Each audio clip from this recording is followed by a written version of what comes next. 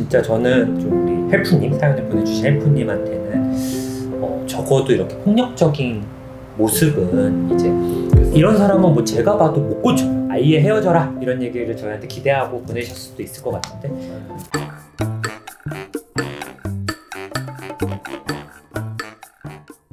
안녕하세요. 닥터프렌즈입니다. 네. 사실 이제 제가 라디오를 하고 있잖아요. 아 맞아요. 예, 라디오 고정으로 하고 있죠. 예, 뭐 FM 이수경의 러브 FM에서 이제 마음 상담소라는 코너를 통해서 많은 분들의 사연을 제가 읽고 있는데 사실 닥터 프렌즈 인스타그램으로도 헬프님들 사연을 많이 보내주세요. 맞아요. 근데 정말 맞아요. 대인관계에 대한 갈등, 고민이 많거든요. 사실 뭐 많은 문제가 대인관계 문제죠. 맞아요, 사실. 맞아요. 한번 저희 인스타그램으로 헬프님들이 보내주신 사연 중에 이제 허락을 받고 한번 상담을 좀 제가 하려고 하는데 헬프님들이 한번 이 코너를 한번 지어주시고 이름을 네, 저희는 막 떠오르는 게 다 표절이야. 닥터 프렌즈의 연애 참견. 닥터 프렌즈의 마음 상담소. 예. 안 되겠어요. 저희가 뭐 이 코너가 계속 진행이 될지 모르겠는데 한번 상담을 읽고 이낙준 선생님이 좀 좋은 목소리 한번 읽어주세요. 이 헬프님은 이제 이름을 밝히지 말아달라고 요청하셨습니다. 예. 지금의 남자친구는 친구의 소개팅을 통해 만나기 시작하였습니다. 남자친구는 3살 연상인데 처음 만났을 때 소개팅 경험이 많지 않아서 어색해하던 저를 편안하게 해주고 대화도 잘 통해서 사귀게 되었어요. 약간 오신 선생님처럼 소개팅을 잘하나 보다. 막 배려하고.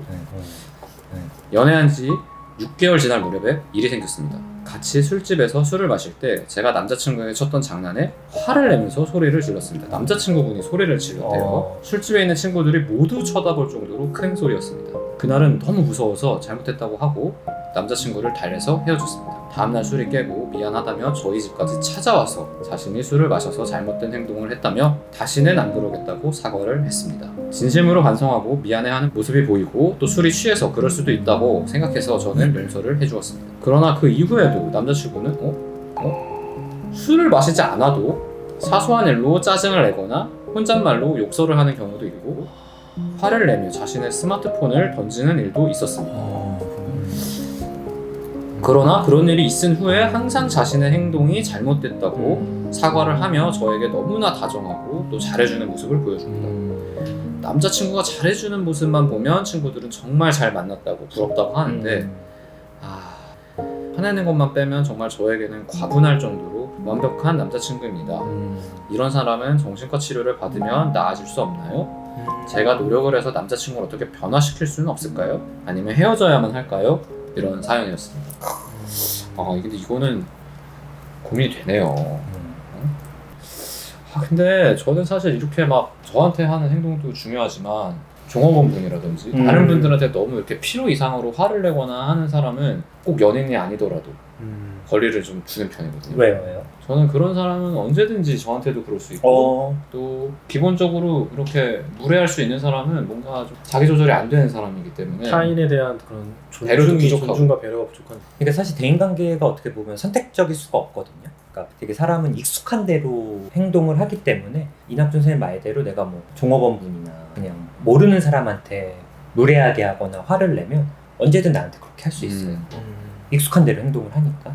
물론 지금은 뭐 이성이나 감정을 잘 억누르고 있지만 화가 나면 또 그렇게 할 수 있는 거죠. 그러니까 뭐 저는 이제 사연을 주신 분이 고민은 될 것 같은데 이제 대부분 이런 어떻게 보면 데이트 폭력이라고 생각이 들어요. 이제 직접 우리 사연 보내주신 분을 때린 적은 없지만 물리력해서는 없었지만 그쵸. 뭐 스마트폰 던지고 이런 것도 사실 폭력이거든요. 그치, 눈앞에서 기물 파손을 하는데 네. 소리를 지르고 욕설을 하는 것도 폭력이고 상대방이 위협을 느꼈으니까 내가 그렇네.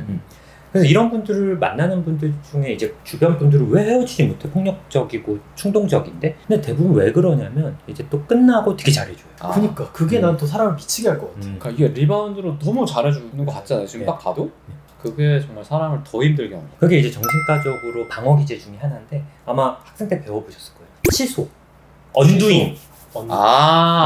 언두잉 이게 손 닦는 거 하니까 알겠네. 그러니까 내가 상대방에게 피해를 주고 좀 그의 피해를 취소하고 싶어서 좀 사죄하고 싶어서 원상복귀하려는 행동이에요.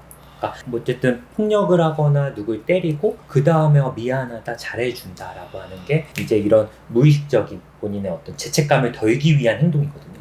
그러면 그 사람들은 그게 잘못이었다는 것도 알고 그걸 언두잉 함으로써 그걸 영으로 만들기 때문에 다음에 또 화낼 수 있겠네요. 그렇죠. 그러니까 정말 진심으로 뉘우쳤다기보다는 내 무의식으로 어쨌든 내 스스로의 죄책감을 덜기 위한 방어 기제일 수 있어요. 아 이게 방어 기제군요. 그거로 자기 죄책감을 덜어버리고 다시 또 하는구나. 그렇죠. 그러니까 계속 폭력적이만 하면 사실은 진작에 헤어졌겠죠. 그치. 근데 계속 이런 폭력과 취소 이런 행동이 왔다 갔다 반복되기 때문에 이렇게 사연을 보내주신 분들처럼 너무 힘들고 이게 이제 또 계속 반복이 되면 어떤 일이 생기냐면 약간 이제 사연 저는 마지막이 좀 가슴이 아픈 게 제가 노력을 해서 남자친구를 변화시킬 수 없을까요? 뭐 이런 생각을 하시거든요. 내가 좀 노력을 하면 이 사람을 바꿀 수 있을 거라고 생각을 하는군요. 근데 사람이 사람을 좋아하면은 다 그런 생각 하잖아요.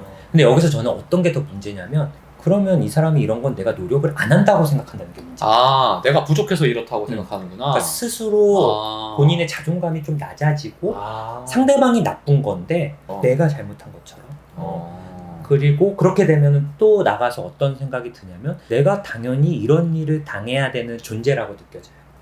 내가 잘못했으니까. 내가 잘 못했고 부족했으니까 얘가 나한테 화를 내고 욕을 하는 거야. 그러니까 내가 다음에 더 잘하고 해주면 남자친구 아주 스위트한 모습만 간직할 수 있지 않을까? 그 모습만 볼 수 있지 않을까? 이런 사실은 원인은 상대방한테 있는데 자꾸 스스로 원인을 찾고 정작 바뀌어야 되는 건 남자친구인데 내가 바뀌려고 하는군요. 그렇죠. 이건 정말 이 관계는 사실은 나를 굉장히 힘들게 하는 정작 이 사람은 바뀔 의지가 없고 변화할 의지가 없는데 나를 어쨌든 계속 좀먹는 관계가 될 수 있어요. 그럼 이런 관계는 뭐 내가 노력하고 자시고가 아니라 일단은 쳐내는 게 그러니까 그렇죠. 사실은 사람이 바뀌기가 굉장히 쉽지 않잖아요. 뭐 그쵸. 사람 안 바뀌죠. 이낙준 우창 선생님도 사실은 뭐 내 모습을 보면 바꾸고 싶은 게 너무 많은데 맞아요. 그런 습관이 사실은 엄청 노력해도 안 바뀌잖아요. 잘 안 바뀌어요. 이 사람은 뭐 바뀔 의지도 있는 것 같지 않고 뭐 어린아이도 아니고 여자친구가 바뀌라고 한다고 바뀔 것 같지 않고 저는 이 관계가 더 지속이 되면 더 위험한 일이 일어날 수 있어요. 처음에는 그냥 되게 소리만 질렀다가 스마트폰도 부시다가 이제는 또 손찌검을 할 수도 그렇죠. 있죠. 그래서 뭐 얘들을 손찌검을 해서 헤어졌다고 해요. 그럼 다 끝나냐? 사실은 이 트라우마가 남은 거거든요. 나한테 트라우마가 남은 연애에 대한 트라우마가 남겠구나. 그리고 정신과 용어로 반복적 강박이라는 말이 있어요. 리피티션 컴플전이라는 얘기인데 이거는 뭐냐면 살아가면서 고통스러운 과거를 반복하는 거예요. 자기도 모르게 무의식적으로. 사실 이해가 잘 안 되죠. 네.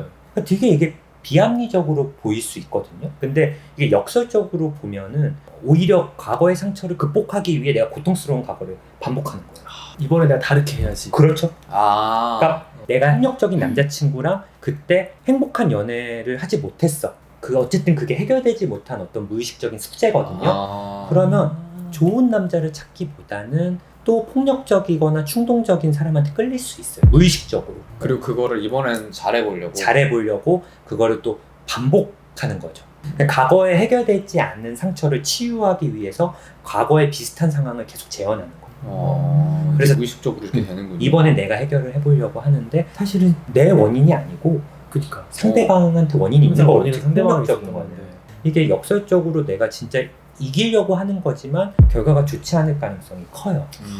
그래서 이런 연애나 이런 거에 트라우마가 있으면 사실은 사람이 익숙한 걸 또 반복하게 되거든요. 그럼 또 익숙한 거에 좀 끌리게 돼요. 뭔가 새로운 사람이나 좀 그런 거에 낯섦을 느끼고 불안감을 느끼니까 차라리 고통스럽지만 익숙한 걸 또 택할 때가 있어요. 그렇겠다. 또 그런 만남이 익숙해지면은 또 거기서 사람이 편안함을 느끼니까. 그러니까 우리도 살다 보면은 되게 아무리 노력해도 약간 익숙한 곳에 계속 끌리거든요. 습관도 그렇고.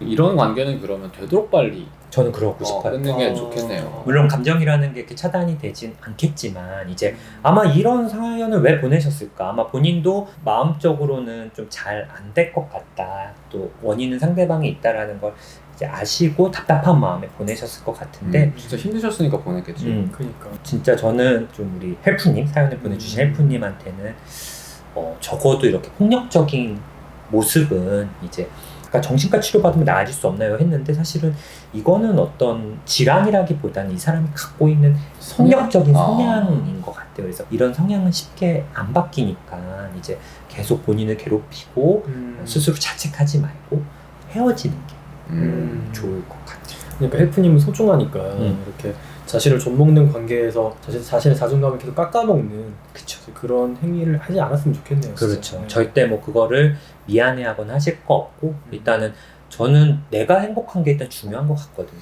헬프님이 행복하기 위해서는 좀 헤어지고 또 뭐 내가 남자를 뭐 잘못 봤네 뭐 좀 아. 사람을 왜 이렇게 봤네 이렇게 좀 스스로 자책하지 않으셨으면 좋겠어요. 그냥 또 진짜 주체가 자기가 돼가지고 내가 잘못 봤다가 생각했죠. 그렇게 안 했으면 좋겠어요. 이런 사람은 뭐 제가 봐도 못 고쳐요. 좀 어쨌든 상담이 좀 도움이 됐으면 좋겠고 아예 헤어져라 이런 얘기를 저희한테 기대하고 보내셨을 수도 있을 것 같은데 네. 헤어져라. 예. 예. 첫 번째 코너 예. 해봤고요. 뭐 이 이름을 사연이 도움이 되셨다고 하면 구독과 좋아요, 와. 알림 설정도 부탁드립니다. 아 예. 감사합니다. 감사합니다.